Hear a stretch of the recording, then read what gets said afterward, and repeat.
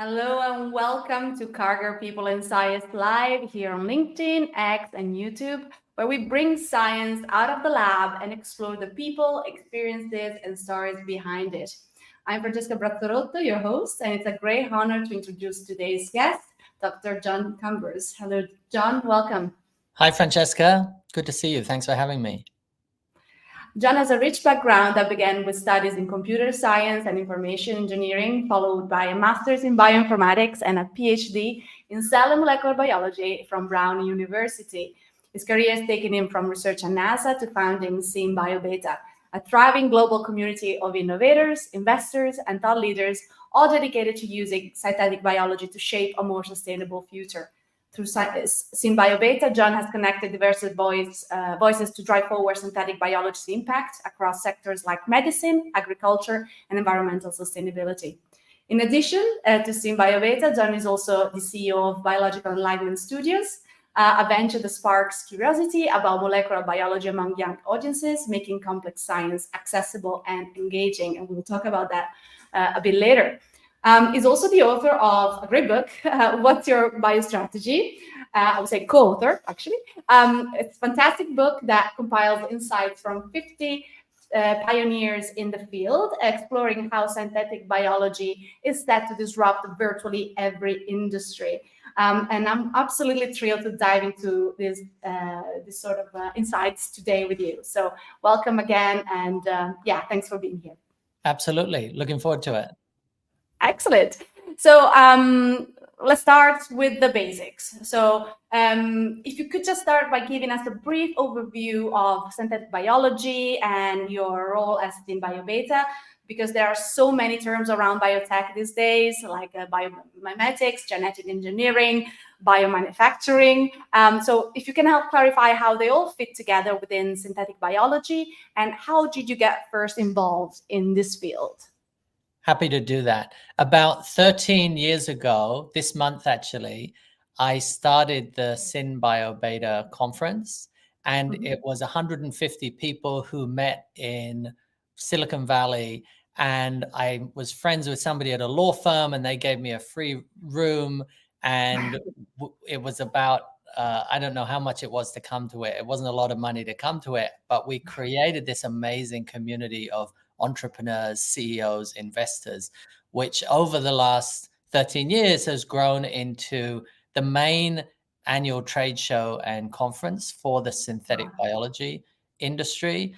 And that's the main thing that I do with my time, is build this community, make connections amongst investors and startups and technologists and larger Fortune 500 companies who are coming into the industry and wanting to interact and use the technologies, do partnerships or do deals or invest in the companies. And the other main thing that I do is write a weekly synthetic biology newsletter, which tracks all of the news that's happening. That's what got me into the industry of synthetic biology. Before that, as you mentioned, I was at NASA for 7 years. I started their synthetic biology program, and I was working on food production, wastewater recycling, materials production. And before that, I was a graduate student, and that's when I first came across the term synthetic biology. And synthetic biology, you asked for a definition, is a movement to make biology easier to engineer. Right. If you look at the many different kinds of engineering disciplines that are mature engineering disciplines around the world, like software engineering or civil engineering or mechanical engineering or electronic engineering, all of these engineering disciplines have gone through a maturity process from a point where they are a hobby for some people, a scientific playground for other people, a artisanal industry that forms, through to then becoming a commercial industry and something that has the sustainability or the robustness to become an industry that can build really big things. So if you look in particular at the electronic engineering industry or the microprocessor engineering industry, all these things have gone through these cycles of maturity, and then they take off in a big way. But in order for engineering discipline to take off in a big way, you need to invest in the foundational tools and technologies. And that is what synthetic biology is about. It's not about what you make, but it's about the way that you make it. Right. And it's pretty young discipline. It's like 50 years old or something. Is that correct? About 20 something years old. Oh, even younger. Wow. So it's still there's a lot of time to grow it and expand on it, right? So a lot of work to do still. Yeah, we're right in the infancy of what some people are calling the century of biology. If the goal is to be able to make biology easier to engineer, we're probably at about 1% of our ability to engineer biology. But we're making great progress. The DNA was discovered in 1953, I think was the year, Rosalind Franklin and Watson and Crick. And then the first DNA molecule was written in the 70s, and the first molecule was read in the 1970s as well. So what is it that's changed then over the last 50 years of biotechnology? The thing that's changed is the speed and the cost of being able to read and write DNA, which fundamentally is the programming language of a cell. And that's what's changed. And that's why people are so excited about synthetic biology and why there's so much potential in it, because it's still very slow and laborious and expensive to write DNA. If you want to write a whole genome, we're still talking millions of dollars. But imagine what it's going to be like when the cost of writing a whole genome is just a few $100 or eventually just a few dollars. Imagine the kind of things that you're going to be able to write into that DNA code and the kind of engineering control that you're going to have over a cell to make all these amazing different applications that have so much potential to change the world. Yeah, I think for what I understood, from what I gathered from your book, one of the most important kind of fascinating things that I kind of understood from it was the aspect of synth biotechnology, how easy it is for it to reshape what's possible from medicine to environmental solution. But it also seemed to me that you were mentioned that synth biology is taking biotechnology out of the big and kind of expensive research centers and bringing it into smaller labs. Because it's slightly cheaper, right, to work with, and therefore also a lot of startups are starting to use. And it's what you're doing with your with SynBioBeta is putting together all these startups, right? So it's kind of democratizing the field in a sense. Is that correct? Is that your vision for the near future as well? That's true. If you look at many of the application areas of synthetic biology, they are many different big pieces of our economy right now. The food and ag industry, the chemicals and materials industry, the biopharmaceuticals and drug industry, the environmental applications. So they're all large pieces of the economy. Some of them are pretty monopolized already, like the agriculture industry, for example. You could say that for the biopharma industry, there's 20 or so big biopharma plays. There's 3 or 4 big ag plays. So it's already pretty monopolized. So I'm not sure that the synthetic biology is providing a business model that's any different from everything else that we're seeing in the economy. But what synthetic biology is providing is a new technological capability to innovate. And that's where I think you're starting to see some of these new companies coming on the scene, like Solugen, which is producing chemicals and competing with some of the larger chemical companies, or Neoplants is coming on the scene, a French company that's making a plant that can be in your living room and can suck out toxic volatiles from the air, or ZBiotics, which is making a probiotic, one for a hangover and the other one for converting sugar into fiber. So there are all these amazing new technologies, and that's where I think the industry is really having an advantage in providing transformational capabilities that haven't been possible before. Yeah, I mean, all these things you mentioned, all these kind of discoveries are amazing. And, me, like a lot of people out there that are not familiar with biotechnology, and before I read your book and other books on the topics, I really had no idea of the impact that it's in our everyday lives already. And a lot of people have no idea how their lives are also touched by biotechnology, or something that has been created or modified, and because it doesn't say that on the tin, let's say, when they buy a product. It often feels like, when you talk to people, you talk about biotechnology, they feel something that is just happening in the labs, but it's increasingly really part of our lives. So could you share some of the ways that you've seen personally, with the companies you work with, how biotech applications have emerged in everyday areas like food, health, and environmental protection, for example? Any concrete things happening under your watch, let's say? Yeah, absolutely. Just give me 30 seconds to grab something, because you mentioned concrete, and I have something to show you. Fantastic. We love real life examples of science. So if you're looking for really weird and wonderful applications of biotechnology, then this is my favorite. This is actually a cement coaster. I was looking around to see whether my drink was on it or not. This is by a company in North Carolina called Biomason. And Biomason is using bacteria as a glue to make cement. So it's a pretty incredible example of what you can do with biology. Now, this technology is not using any GMOs. It's not using any bioengineering, but it is innovating in a new area. If you think about, I think 11% of global CO2 comes from the cement industry. So it's incredibly polluting part of our lives, and we don't have any good sustainable solutions for it. Biomason is one of those companies that's doing it. So I'm very excited about that. I could keep going to my wardrobe and pulling out new examples. We love that, actually. Like, I think we all enjoy like real life examples. If it's not a problem, but I think the cement one is great. Well, hold on a minute. I'm going to grab one more for you. I should have these handy so that it's easier for me. Should have like a magic box of biotech stuff. So this one is a jacket that's made by Adidas.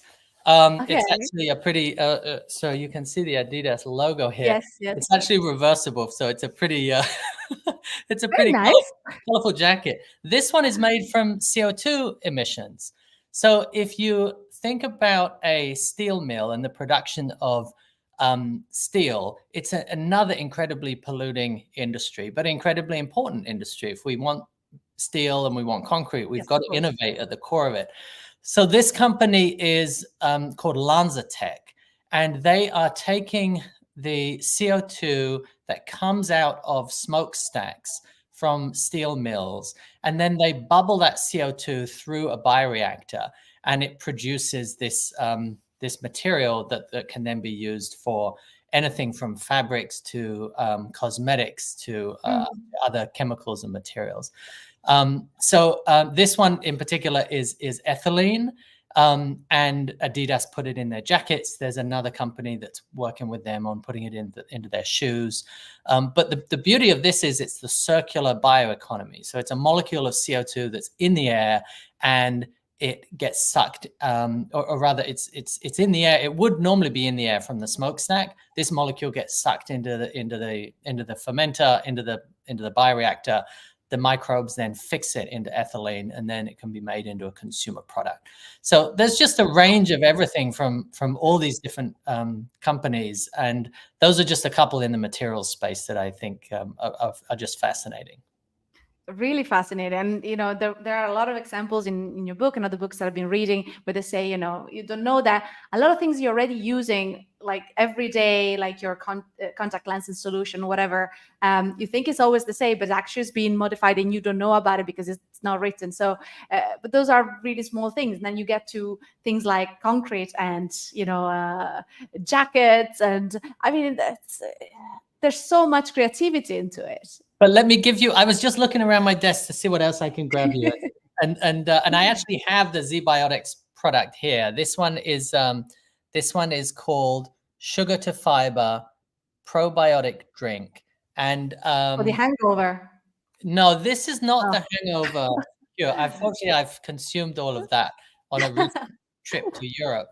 But this one is the same organism. So this is Bacillus subtilis, which is a bacteria, and that bacteria is engineered to produce an enzyme that converts sugar into fiber. And Right. so this is a daily probiotic, and it's kind of cool. On the front here, you can see proudly genetically engineered. Yeah. The last two products I showed you were not genetically engineered. This one is. And inside are these little sachets, and you kind of open them up and put them in your drink. So it's a daily probiotic, and it's designed to convert sugar into fiber. So it's like a weight loss or pro gut bacteria supplement, and it's designed so that you're not converting that sugar into fat, but instead you're converting it into fiber, and then it leaves your body as it normally would. But this is another one that I'm particularly I've just started trying it. They sent me a free sample to try it, and I'm an advisor to the company, I should say, as a disclosure. Yeah. And so it's difficult to know right away the impact that it's having. But I'm middle-aged now, and I'm starting to put on weight if I don't keep an eye on it. So I think it's just Let's try everything. Let's try everything and see what works. Exactly, a very interesting product. Okay, so this is really interesting, and God, I have so many questions. Let's start from the one that maybe it's regards to like the fields that biotechnology impact, right? And so, as you said, there is the potential to disrupt virtually every field out there with synthetic biotechnology. But what would you say is the most unexpected or the weirdest area where you think synthetic biology could actually make a difference? And on the flip side, are there any fields where it wouldn't just make sense to have it, or it doesn't have a place in it, at least not yet? Carl Schmieder is my co-author of our book, What's Your Biostrategy? And we came up with a challenge to each of the people that we interviewed, which was name an industry that will not be disrupted by biology.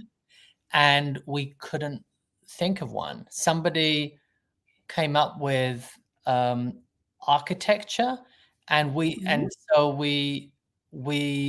Carl came up with a story about horsehair being used inside of buildings as a as kind of a sound insulation material. I can't remember the details of it, but and of course biology will be have an impact on architecture. There is already biodesign and the ability. If you look at Singapore, they have a new rule which says that some percentage of your building, it's pretty high, it's above 50%, needs to be green. It needs to be a living building, either the rooftop or the walls. So if you go around Singapore now and the new areas of development, it's beautiful. So biology clearly is going to impact architecture. So I haven't found a field that biology will not impact or could not impact. And then I can give you some really interesting applications of synthetic biology. Yes. And this gets a little bit into the future here, but I'm a fan of longevity. I want to live a long and healthy life. And part of the degeneration that you get as you get older is that your brain is slowing down. The brain starts to increase with water as you get older in life. It starts to shrink. Then you get things like plaque buildup from Alzheimer's and things like that. So the brain is key. Well, there's a researcher called John Hebert, and he was at the Albert Einstein College of Medicine. He's now joined ARPA-H, which is a government funding initiative in healthcare and biology. And he's now a program manager there. But there's this theory that he's been talking about for a number of years called brain replacement theory, which is this idea that you can inject stem cells into the brain, new neurons into the brain, and that your existing brain cells will connect with it, and it will extend the capacity of your brain. So now imagine that you can now go around bit by bit and inject new stem cells into the brain. Every I don't know, however frequently you would want to do it. Obviously, it doesn't sound like a very pleasant experience having a brain injection, but so imagine that you can do that. This isn't just science fiction. I was chatting with a friend of mine at the weekend, kind of laughing at this and being like, wouldn't that be crazy? And he said, oh, it's actually not crazy. My mom is one of 5 people on a Parkinson's disease clinical trial, and they have taken samples of her neurons. They have cultured them in the lab and grown them, and they are about, next month, they're about to inject them back into my mum's brain at these particular places where the dopamine is low, and it's triggered that it's going to cause Parkinson's. She has early stage onset Parkinson's. So I'm just like, oh my gosh, the future is actually here. It's just not evenly distributed. So then I was speaking with another friend at the weekend, and we were talking about multiplex genome engineering.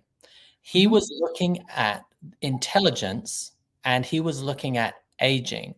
And if you're familiar with these studies where they look across large populations of people's genetics, genome-wide association studies, GWAS, you can see which particular SNPs, which particular changes to the DNA people who have long lives have, and people who are more intelligent than other people have.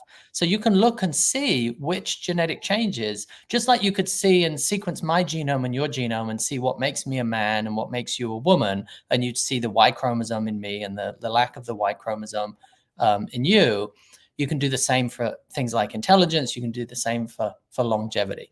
And so you can predict that my friend was showing me, his name is Chase, and his company is called Bootstrap Bio. And he was showing me a chart that shows the number of SNPs that you could change and the predicted increase in longevity, and the same for intelligence.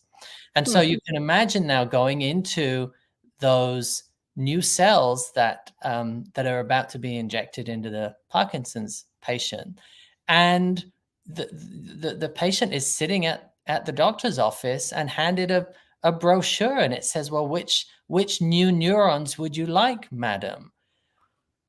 Wow, it's like a takeaway menu for brains. I mean, wow. And I mean, it is fascinating. The future here is here already. As you said, it might not be evenly distributed because, regulation, or even the possibility of having to do these trials because of, funding and things like that might not be the same everywhere in the world, right?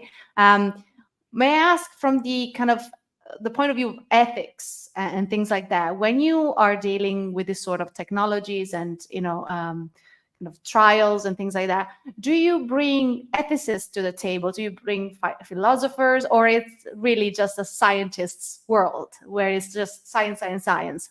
Is there like a more kind of philosophical and kind of ethical dimension to it that is at the same table as the scientists? There absolutely is. If you look at the history of synthetic biology and you look at where the field has come from, there's always a topic around ethics. There's always philosophers coming to the conferences that we run. We have a whole track at our annual event in May in San Jose next year on biosecurity and bioethics. So there's definitely a lot of these people at the table. But also, if you look at the experiment that I described with the Parkinson's patient just now, you have the opportunity not to, not to do anything. And you have the opportunity to act and to do something. And these institutions have IRBs, or institutional review boards, that look into what they're doing. But it definitely does, this is similar to eugenics in terms of trying to design babies, or trying to design people with better performance properties. And I'm not necessarily advocating for that approach, but what I'm saying is it's here already. You have people selecting boys or girls in terms of when they're doing embryo selection. And so, I think it's important to talk about these topics and to engage members of the public and do them in a transparent and open way, so that it's not just done in isolation as a mad scientist in a lab, but it's actually done in a way where we can talk about the diseases like Alzheimer's, or we can talk about the genetic diseases that a lot of parents can't have children because they're going to give birth to kids with genetic diseases. So maybe not talking about longevity or super intelligence for the billionaires, but talking about the impact that it can have on people's lives now, either because they're diseased or because they want to have children. Absolutely. So I think that's important. And then I'm a firm believer that even though these therapies start off as niche, expensive things, so was a private driver 15 years ago for the rich. Now you have Uber. and now you have Uber. So I believe Eric Schmidt says, if you want to understand what the future looks like, just look at what the rich people are doing right now, and then imagine that the market and the economic forces are going to catch up. People used to dress up to go on an airplane, right? When flying was just beginning, people would wear high heels and I was on the plane the other day, and people are in Crocs and pajamas. So, pajamas, be comfy.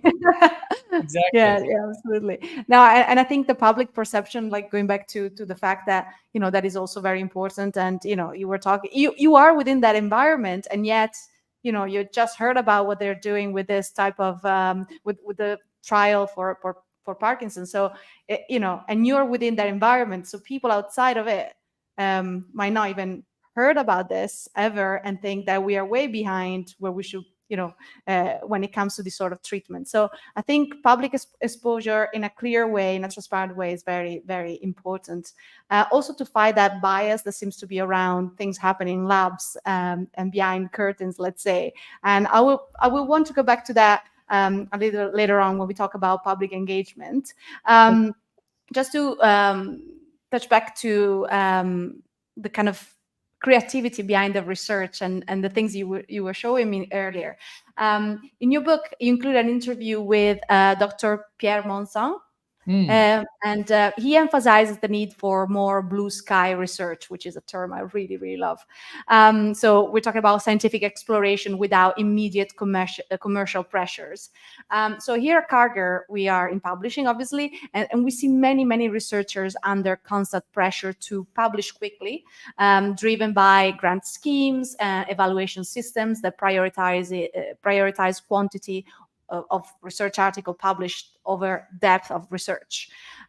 So given your experience working with startups, do you see more blue sky research gaining prominence in biotech, or does it remain a significant limitation to the field to this day? I love to see basic research being funded that doesn't have any direct commercial or industrial application. It's where restriction enzymes came from to cut up DNA. It's where antibiotics came from to cure diseases and kill bacteria. It's where the structure of DNA was found. And it's where the Nobel Prize was just awarded for in protein folding. So it's incredibly important. We would not have our understanding of the world around us if we didn't have this kind of basic research, which is letting smart people follow interesting questions and give them the money and the freedom to do whatever they want to do and ask and answer important philosophical and scientific questions around them. It's also important that these kinds of discoveries, like the Parkinson's disease that we were talking about before, or in vitro fertilization to allow people to have kids who couldn't have kids, it's also really important to be able to get these foundational basic research concepts out into the world so that people can benefit from them as well. So I think it's a balance. I love doing basic research when I was in graduate school. There's something very therapeutic around monotonously pipetting cells from one tube to another and getting excited about the data and counting cells and measuring things. But I also love the role that I play now, which is to support startups and investors in early stage scientific endeavors. And I love the risk involved in these things. 9 out of 10 of them are going to fail, but it's there's so much potential for the ones that succeed. So I think it's a balance, and we definitely need both. And it's an important role that the government plays and that the taxpayer plays in funding basic research. And it's also an important role for social mobility, so that people who don't have money can go into a field and they can gain knowledge from that field. And from that knowledge, then they can get an advantage in a career or in a startup that they start. So to me, it's very, very important that the taxpayer continues to fund basic research, because then it's the engine of global innovation. Good. Very good answer. Thank you. So reflecting on your own journey, since I'm sure there will be a lot of researchers tune in today. Reflecting on your own journey from academic research, as you were saying, to founding this community, what advice would you give to researchers looking to innovate and make an impact outside of the traditional academic world? So how did you navigate the transition, and what were the key factors that really helped you succeed with SynBioBeta? Sure. The key factors that helped me to succeed were taking the risk to start my company when I was young enough and didn't have commitments like a mortgage or a family. So I think that's the most important thing, is to take risks when you can. Now I'm a little bit older, I'm a little bit less risk averse, or a little bit more risk averse, sorry. So I definitely recommend that. I also highly recommend people breaking out and doing something on their own, because for me, it was the most terrifying thing to leave NASA, but it was also the most gratifying thing to be in charge of my own time, in charge of my own money. And I work, 2 or 3 times as hard working for myself than I did when I worked for somebody else, because it's like I have my own cord at the back of my neck that I pull and keep going. And that's what I love. And I probably work too hard, but I really love what I do, and I love the ecosystem that we've built and the people that I meet in it.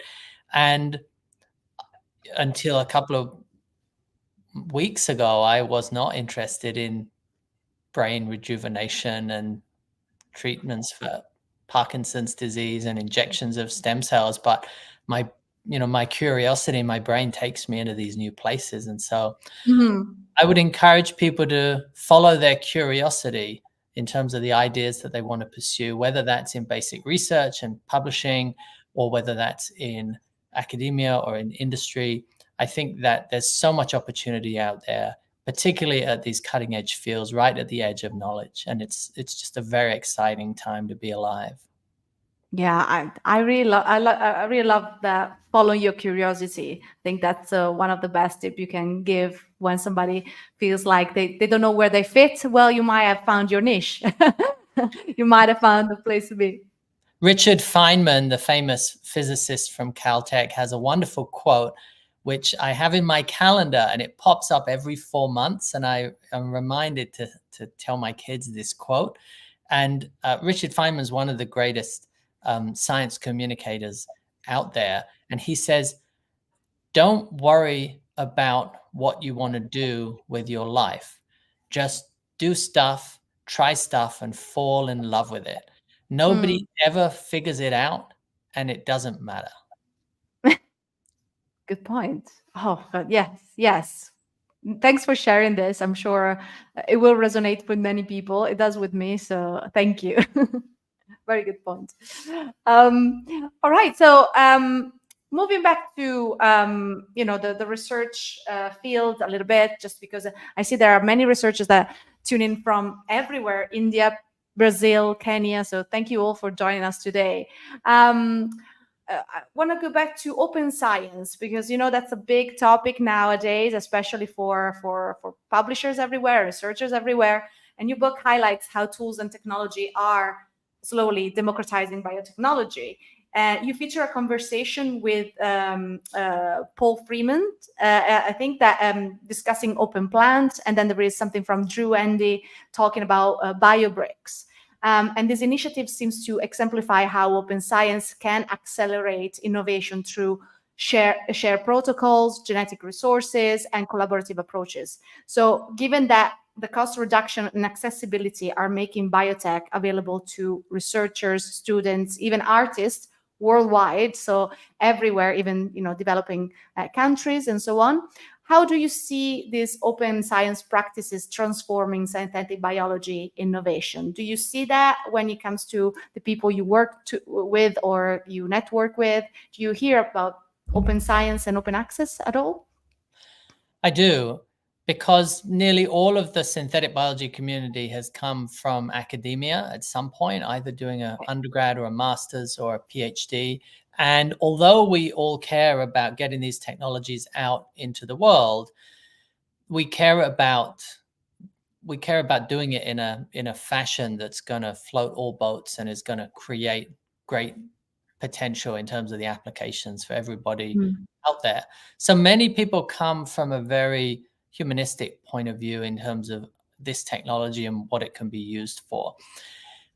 Let's separate open access from open science for a minute. So let's just talk about open science. And I want to talk about open source tools and technologies for biotechnology, because this really was the vision of Drew Endy, one of the founders of the field of synthetic biology, who's a professor at Stanford.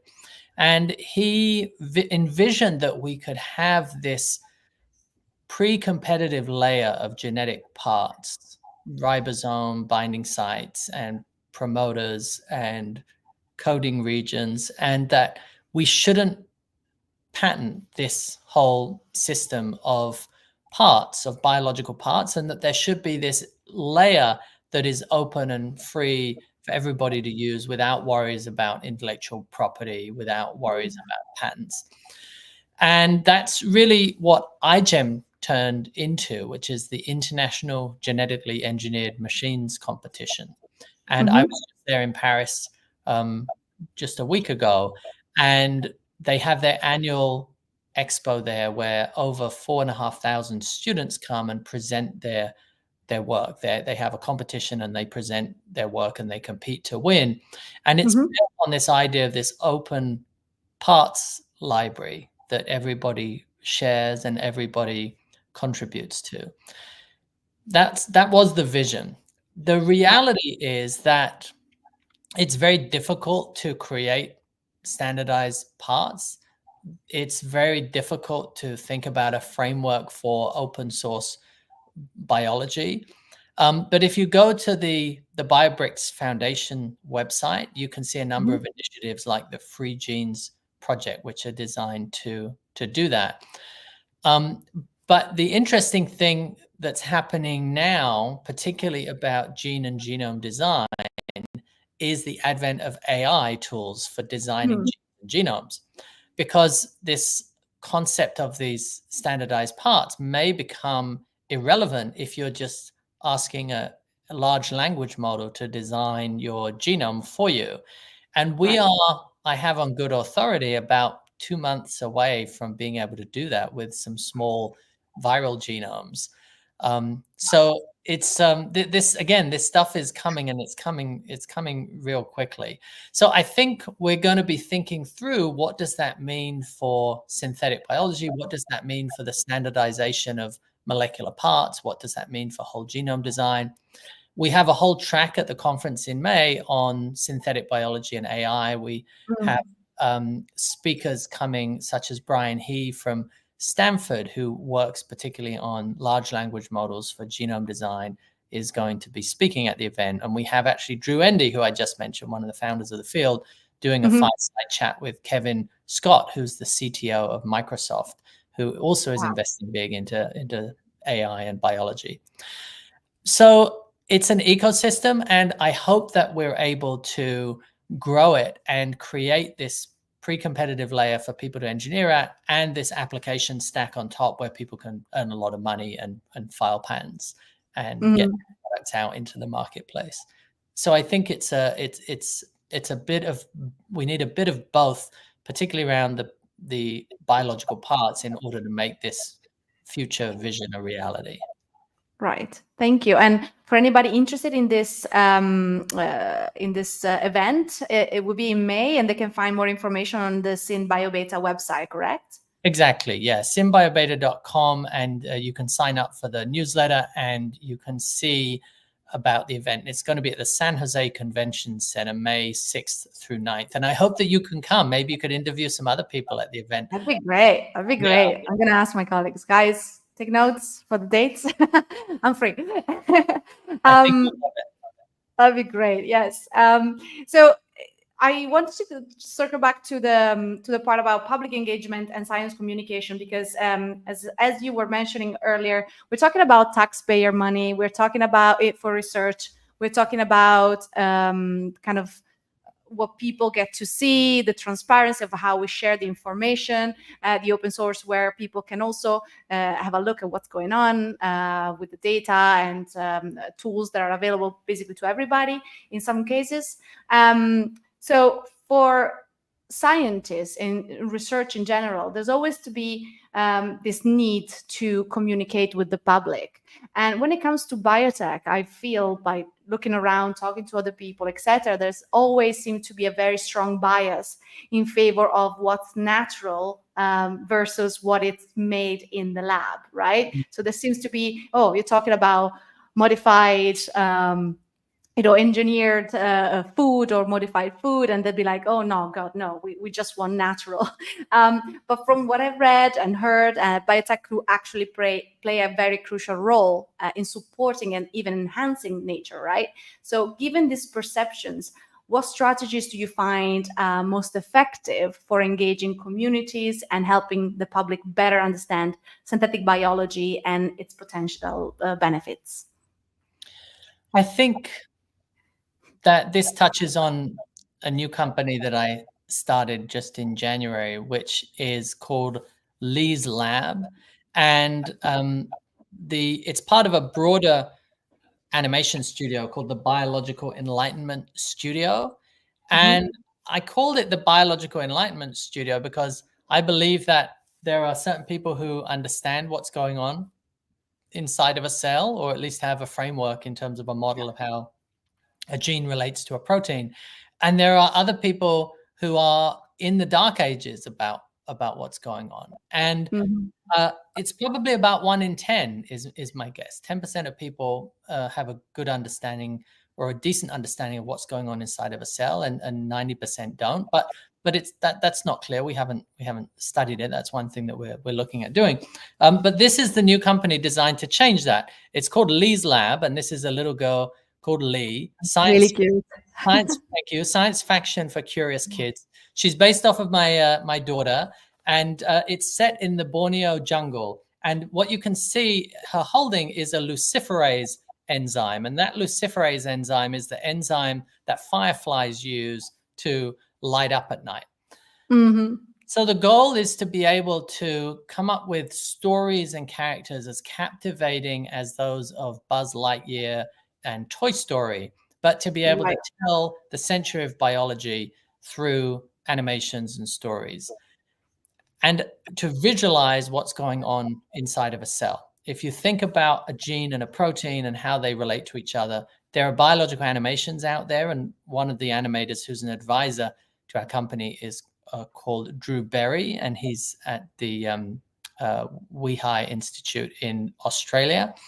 Mm-hmm. And the animations that he's done are just the most beautiful things. And you can Google and look him up on YouTube, Drew Berry.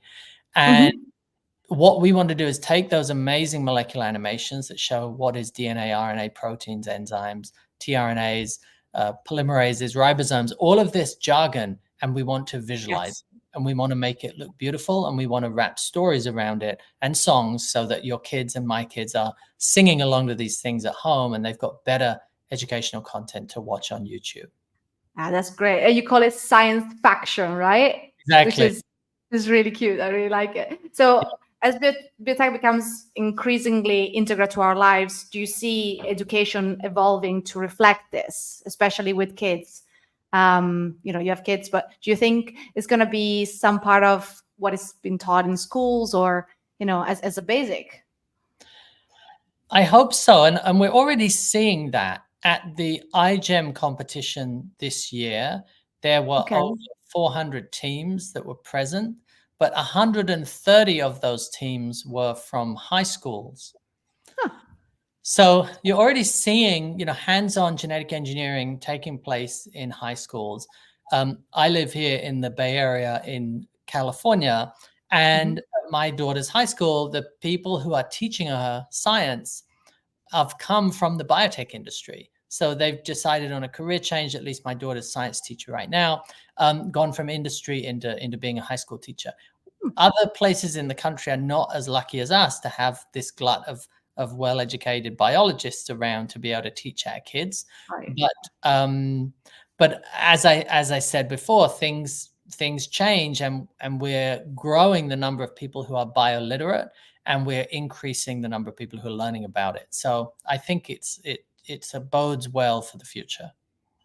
Right. So that's for kids, absolutely, and hopefully that's the direction we'll find ourselves also around the world, not just in the US, or at least in California. But do you think for adults it's a bit more difficult? I know there's a lot of speculation, things about, in Italy, for example, they are banning any engineered food, especially meat.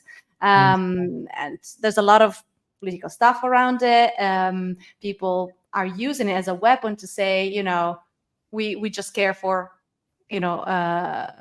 real food on our table, traditional food, blah, blah, blah. So what do you think instead that we should be doing to inform adults better on this topic, and just say, well, usually, we are already destroying this earth, and biotechnology can actually help us, give food to people and, bring better water to people. Like, what do you think we need to do in order to do that? I think you hit the nail on the head, Francesca, in that we have choices that we can make in terms of how we feed ourselves, what we eat, what kind of fertilizer do we use. That's one of the biggest causes of CO2 emissions in the agriculture industry, is the amount of chemical-based fertilizer that goes onto crops. Even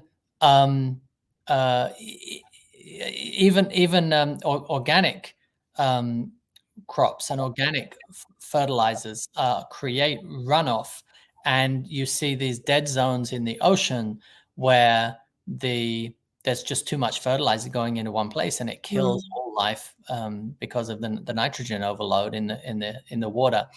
So clearly, the path that we are on is not sustainable, and clearly there are technologies out there that can solve some of these problems.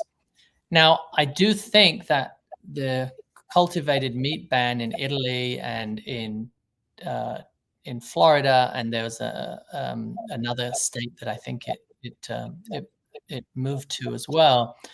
I think that they're misplaced, but they're also understandable from the threat that people feel from their livelihoods. So I think it really is important to think through these societal implications of these technologies. And going back to what you said about involving ethicists and philosophers, I mean, we're about to see a big sucking sound of trillions of dollars of jobs evaporate because of AI. And so I think that's a really important thing that we should be doing, is going out there and engaging, labor unions and engaging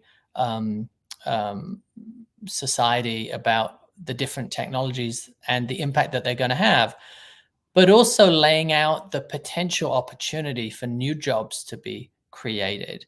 I'll give you one example, that a lot of the farmers are growing soy and they're growing corn, and they're either going to cattle feed or they're going to ethanol, bioethanol to put into people's cars. Well, synthetic biology offers the opportunity for you to engineer that yeast cell that's making a biofuel, a bioethanol, and engineer it into a jacket, or into a glue that's going to bind cement, or into a novel therapy that's going to be able to be used for some medicine in the future. So there's so many different opportunities for farmers. Excuse me. Thank you. There's so many different opportunities for farmers to actually look at the technology and see how they could integrate it into their farms and to make more money and have a better livelihood. And I think if we lead with that message, that this isn't about leaving you out, this is about engaging you and having you as part of this technology ecosystem.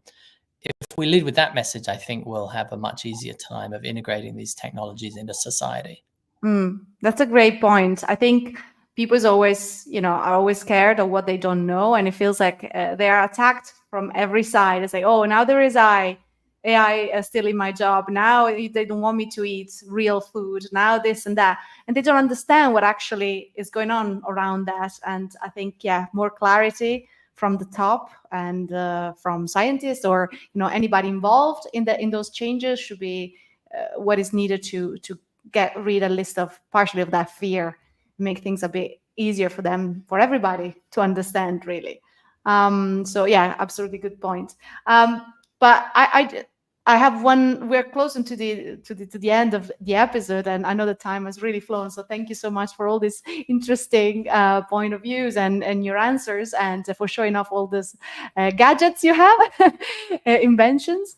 I have a very weird question. Are you familiar with the Brazilian thrash metal band Sepultura? Have you ever heard of them? Yeah, when I was growing up, I remember some friends of mine were into Sepultura. Yeah, I didn't know they were Brazilian, but yeah, they have like a song called Biotech is Godzilla. And it was actually, it's a song from 30 years ago, and it was connected to the summit in Rio of 1992. This is what a researcher actually wrote to me. So this is a question from a researcher. Basically, this is where all these politicians got together and talked about technology. And it's a pretty intense take on the power of biotech. And it also reminded me of a line from your interview with Craig Venter in your book that says, if we are going to control biology, let's truly control it to change the outcome of humanity, which is a very powerful vision, right? But it also raises really a lot of questions about the risks. So in your view, does biotech have the Godzilla potential to overwhelm parts of our life, if not handle with care, with the proper care, or that is more science fiction than reality? Or are we going to have a generation of Walter Whites in our backyard genetically modifying things? Well, I think that any technology can be used for good and any technology can be used for bad. One example is electricity. You can think of wonderful things that electricity has brought us, and you could think of some very dangerous things that you could do with electricity. You know, I could take the cable to my light here and cut it with the scissors and electrocute myself instantly. So we have learned to live with technologies like electricity and respect them, that we're going to do certain things with them and then we're not going to do other things with them. It's the same with biology. It's a technology and it could be used for doing an amazing amount of good, and it could also be used for bad. So I think it's about going back to the topic of education and outreach and connecting with people. We live in a society where we have a social contract with each other about the kinds of behavior we're going to do and the kinds of things we're going to do. And this is why I'm so passionate about talking about synthetic biology, and why, if you come to our meeting in May, you'll just feel the warmth and love of this community of entrepreneurs and investors who wants to change the world. Yeah, I'm with Craig. I want to rewrite the course of humanity. And the reason I want to rewrite it is because I think we're on the wrong course right now. I think we're on the wrong course in terms of climate change, air pollution, water pollution, sustainability, healthcare, food ecosystems. All of these things are broken, and biology has the potential to significantly impact, if not solve, many of these problems if we can think about it in the right way and if we can engineer it better. So right now we can't, but we're starting to make headway in many of these different areas. And I'm just very excited to be alive, very excited to live longer, excited to settle the solar system and take biology with us, and excited to put humanity on a different trajectory. So yeah, I think there's a lot of good that can be done with it, and I'm excited to do it. It's very exciting, indeed. Just hearing you talking about it, and I really recommend everybody, watching from home. Just if you want to have a look at this book, it's really, really interesting. And John, you say you're already in writing or almost finished writing your next book, right? I'm working on it. I've not started writing it, but I'm certainly working on it. And it's going to be about all the products of biotechnology and the impact that they can have on the world. Yeah, I really look forward to read that as well. So come on, get it back to work. So one last question to finish on a fun note, on a lighter note. So if you could create a synthetic organism to handle one annoying everyday task, what would it be? I know the answer. It's to clean my teeth. I want to go to bed at night with some probiotic bacteria that are just busy cleaning my teeth. And I want to wake up in the morning and never have to spend that, 3 minutes every morning and 3 minutes every evening cleaning my teeth. Exactly. Yeah. Oh yeah, that would actually be very cool. Yes, I agree. Please, if you can find somebody within the SynBioBeta. There is one company that I'm also an advisor to called Lantern Bio that is doing this for plaque, in microbes for removing plaque. So there's some progress moving towards that, but that's the one that I'm most excited about. Then we don't have to go to the dentist anymore. That would be super. Right? Exactly. Sorry, dentist people that are watching this program. But no, thank you so much. I think it's been a really great session. We are really, really happy to have you here and sharing your knowledge on this fantastic topic. And yeah, thank you again. And thank you for having me, Francesca.